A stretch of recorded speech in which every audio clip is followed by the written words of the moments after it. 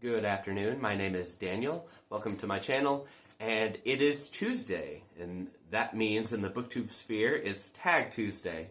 A tag video is just like a series of questions that you can go through and sort of a little get to know you as far as like you pick a theme and you follow a series of questions related to that theme, and then you tag other people to answer the same questions. It's a really good thing in the community, and I almost never do them just because I forget to. And then Tuesday comes and goes. Like, Mondays are really, really busy for me usually. So, like, I would have to film it on the Tuesday normally. And, well, I often don't get to it. Or if I do, I just want to go through the books that I've read. So I'm trying to be a good boy, a good little YouTuber now, and just actually participate. So this is the Stephen King tag. I can't really find much about the history of this tag because there are a few tags that have the same name. And like, I can't really find who originated this particular list. But I was tagged by some other character. Go check out his channel. He's very amusing. And I just have a series of questions I'm going to go through, mostly off the top of my head. I did pull down a bunch of Stephen King books. Small disclosure, I, for the longest time, used to consider Stephen King to be my favorite author. I don't know if that's still true, and it's not like Stephen King's fault. It's just more of like the more I read, and I read a lot more than I ever used to, thanks to BookTube, mostly. The more I read, the less I can really pinpoint a favorite author. Like, there's still like authors that I love, a lot of their works, and Stephen King is definitely up there for me. Excuse me. But like, I don't even know. I feel like my tastes are changing and evolving, but I don't know who really hits all my buttons. And I think that I've always been a little bit wishy-washy about favorite things. Like, growing up, I was terrified of saying I had a best friend because, you know, maybe that'd make my other friends feel bad. And, like, I don't know. It was just a weird, neurotic thing. So if someone said, yeah, it's my best bud Dan, I'm just like, we're good friends. And, you know, that's really not the right response. So if you are a little awkward like I was, try to say something else. But anyways, yeah, for the longest time, I did have a favorite author, and it was Stephen King. But now I'm like, I don't know, because it really depends on my mood. And, like, I can really love a book, and it just doesn't hit me the same way 2 months later. So I do kind of still have favorite books, but as far as authors go, I don't know.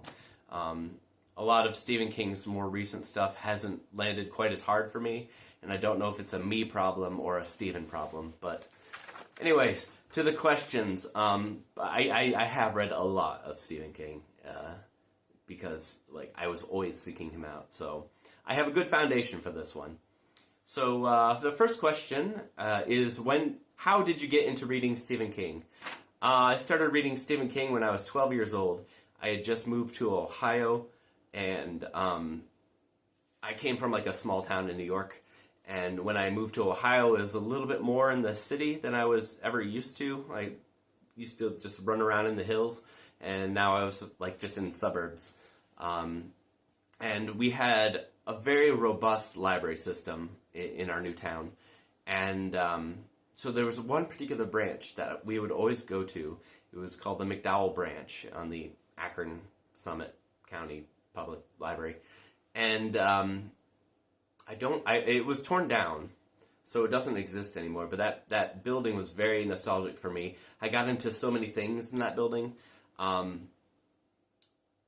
up, I had always loved audio drama and radio drama, and I would always be running around with headphones in and listening to like stories from like old-time radio or even some new stuff that was being broadcast. And when we went to that library system when I was 12, they had just like rows and rows of audiobooks. Books on tape is what we used to call them. And I was just like, well, if I like stories being told to me through this medium, I could read whole books and had to I learned very early on that I really preferred unabridged books over abridged books, and abridged books were just a plague in the books on tape of that era. But so I would get these giant sleeves of cassette tapes, and the first one I had ever grabbed was of Stephen King's was Desperation, and I read it or listened to it, however you want to say it, and it just blew me away. I loved it, and that book kind of has a dark ending, and with early childhood horror stories, you don't often get that darker ending, and so I was just like, whoa! And then I would get more and more, because there was plenty of Stephen King audiobooks, so I just get more and more of the Stephen King ones whenever I could get my hands on them. They were popular, but books on tape at that time, at that location, were not all that popular. Now I don't think I could listen to a cassette because I'm so used to listening to audiobooks at least 1.5 speed. That's 1.5 to 1.75 is the sweet spot where you can, I get the information I want at the pace I want without me losing it, because I think primarily I'm an audio learner. And so it comes more naturally to me to hear things. Also, I have a hard time reading a physical book if someone is talking around me, because I will just subconsciously just listen to whatever's going on behind me.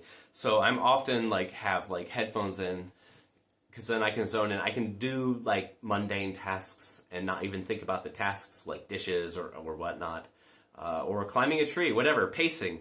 Anything I can do with a headset and just listening to audio, and I'm not distracted. I don't lose focus. But with a paper book, I really struggled with that. And so, anyways, I was introduced to Stephen King through his audiobooks, because they were very popular, they were very common, and they were just dark enough and well written enough where it landed. And so I didn't look back. That was a long way of saying that's how I got into it.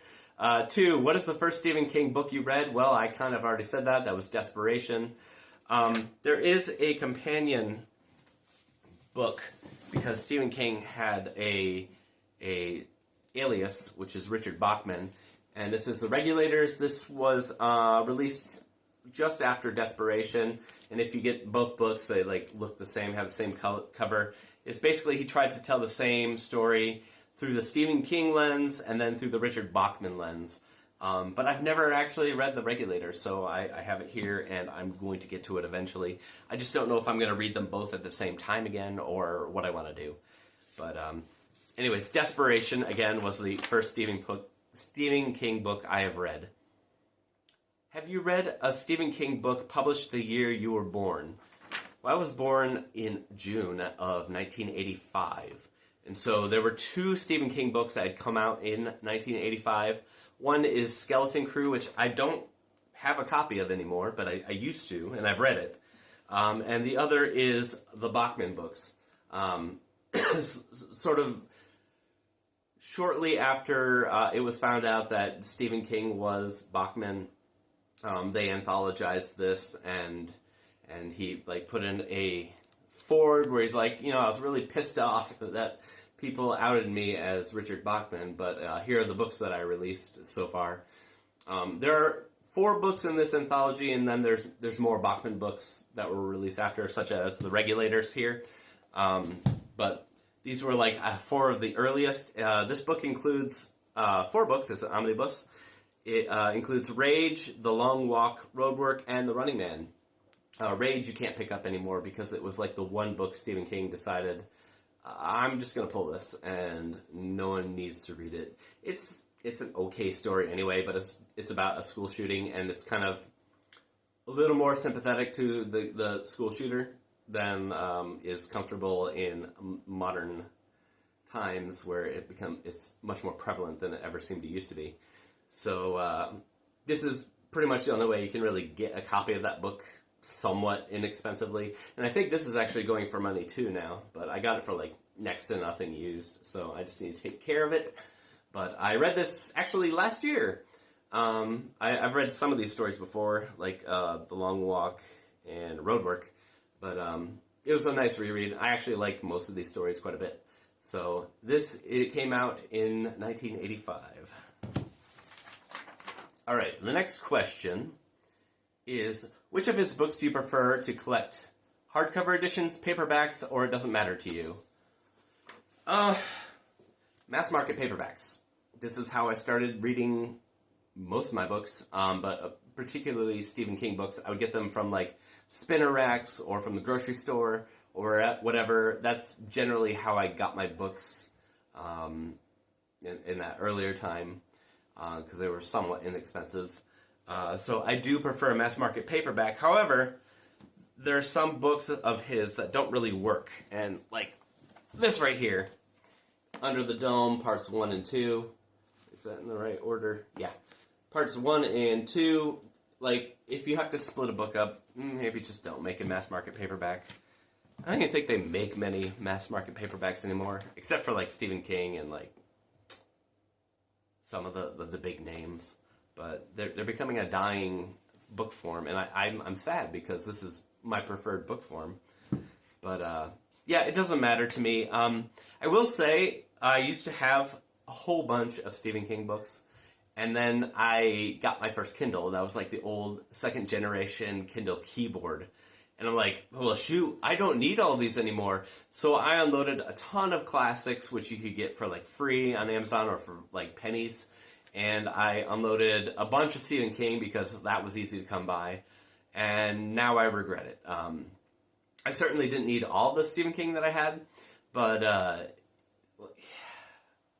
if it's really good, I kind of want it on my shelf as just like a reminder to me about the things I like. So I'm trying to curate my shelves a little bit more than I used to. I get a lot of books, but I'm trying to get rid of a lot of books as well. But there's some Stephen King books that I want back. And there were particular editions of those Stephen King books that I want back. Like my first copy of Pet Sematary. Loaned it out in high school and just never saw it again. And I know who has it. But anyway, I think I have a replacement copy here somewhere, but I kind of liked the cover of the one I had. This leads into how many of his books are on your bookshelf. I think I went from like 40 to 45 down to now. I think I only have 13. So, big drop. And some of these I don't even want. So, I need to swap some out. But yeah, currently I think I have 13, maybe 14 if you include On Writing. I couldn't find that anywhere, and that's very sad because I got a set of 3 paperback shelves to help me find all the paperbacks. And I honestly think I really need to like sit down and like alphabetize it or something. How do you organize your bookshelves? I tried to do like by genre and topic, but that's not working out too well. But I have horror stories in my head about like just having everything in those bookshelves and then buying a book from an author whose name begins with an A. And then you have to shift everything down by one book. That just sounds awful. But I also want to be able to find things, so I don't know what to do. But anyway, that's beyond the point. Number 6. I need to hurry up or we'll never get through this. Stephen King is known for long and gory novels. Which of his novels was tough for you to read? Okay, I had mentioned this book earlier. It's not the fact that it's long and gory. I can read long and gory all day. I grew up on horror. I was very young when I started liking horror, and I was also very scared of a lot of things when I started reading horror. Now I'm an adult, and not much scares me anymore, except things dealing with kids. So the answer for me would be Pet Sematary. I read it in high school, as I mentioned, loaned it out, never got it back. And it was just like, well, that was a nice story. I read it 3 years ago when my son was 4, and it hit me hard. Like the character Gage, I think his name was the son. If you don't know anything about Pet Sematary, bad things happen. But like he had spent a lot of time just building up really bright moments for that character, where he's just like laying in bed and just like thinking about his great day, and I lost it. Like I knew it was coming, and like I just remember driving home and just thinking about it and just being extremely sad. Now, I did have a medical condition at the time where I was in pain in the pit of my stomach most of the time, so I think a lot of my emotional resonance with a lot of things was affected by the fact that I was in constant stomach pain from like a pancreas issue. But still, also like just being a parent changed some of the chemistry in my brain where I have a hard time dealing with that.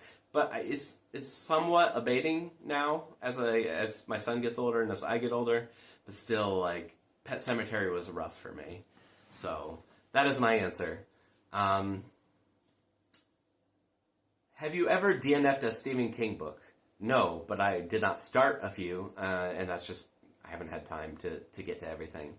But no, I don't like to DNF books in general, and Stephen King has had enough, like, cachet with me for a while. Whoa, wait a minute.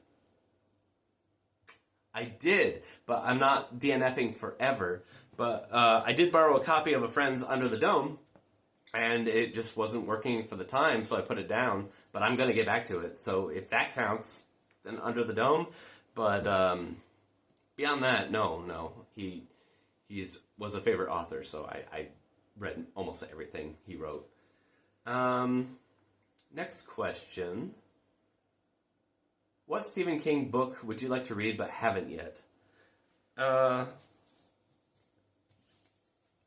Regulators.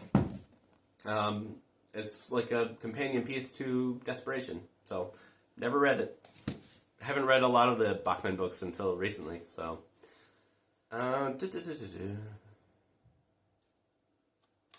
skipped one. Have you ever read his books in publication order? No. I do that with newer authors sometimes, but for Stephen King, like, I just grabbed what I got, and reading through everything that Stephen King's ever wrote seems like a project for a madman. So I'm not going to start from the beginning and go through again. I'll just pick the ones I remember fondly and reread those. I'm really bad at following lists. I need to like tick them off or something. Because like just looking at a piece of paper, I think maybe I struggle with like some sort of reading thing. I don't know if it's not, probably not dyslexia, but like my eyes have a hard time just focusing. And for that, reading on the Kindle is actually really good, especially the open dyslexic font is really helpful for me. I tried this bionic reading font, and it was nowhere near as helpful as the open dyslexic font. So try it out. Anyway, name a book that he has written that other people liked but you didn't. This one's going to get me a lot of hate. I started loving this book, and then we got into a certain point where Stephen King got overwhelmed with a number of characters that he had written, and that is The Stand, and he did things that I don't like at all. And then the ending of this book, I didn't like at all. So I think mainly I have a distaste for this book, and this is the expanded version. I never read the original. Maybe I would have a better time with the original version. But, yeah, this book didn't land for me. And I was very disappointed because it started off so good, and reading it like during a pandemic was so good. And then you get to some things that I don't want to spoil it for you. This is a book I actually don't want to spoil for people. But there are things in this book I just didn't like. So not a huge fan of The Stand, and that's probably not going to stay in my collection forever. I'll probably just have a digital version and be happy with that. Name a book of his you think is underrated. Oh, underrated? I really liked Bag of Bones. This was my favorite Stephen King book for a while. After my last reread, it's not. It's still really good, but it's about an author whose wife dies and is haunting him a little bit. And I like this book more for like the relationship between the writer and his wife. And you know, I read this when I was a teenager and like was just very sentimental about women. Now I'm dark and jaded, and it's still fine. It's still a good book. But I've been married for like 15, 16 years. What year is it? I don't know. Around that time. It all blends together after a while. All right. Creepy characters. Which Stephen King characters would you like to have dinner with? Pennywise. Has Stephen King inspired you to start reading and writing? Yeah. One of my majors in college was creative writing. I was also a theater major and minored in English and philosophy. Generally useless degrees, and I don't recommend it. But I went to college for free for most of the time. So you make bad choices. But yes, I really, really actually liked his book on writing. It might not be perfect. There are things I do disagree with in that book. But overall, it got me excited to write, and that's very important. It's just to get the motivation. So that book that has always really inspired me to write. Mostly wrote like short stories and plays, but yeah, not really anything in the horror genre. I don't recall, but which is unusual because you think I would because I was such a horror buff, but. Just didn't work out that way. I think I'm more of an absurdist person. Yeah, he definitely inspired me to write, especially with that book. And I read it many, many times. Let's see. If you were able to meet Stephen King, what would you say? Nothing. I am of the firm mindset, if you like someone's work, I just don't want to fanboy over it because I know if someone were a fan of something I did, it would just get embarrassing. Unless I have something to like offer them as far as like something useful, I generally just leave people I am fans of alone. Just my personality. I'm like, I have nothing to offer you. Friendly conversation about something random, maybe, but I don't want to like gush about someone's work or whatnot because I find it distasteful.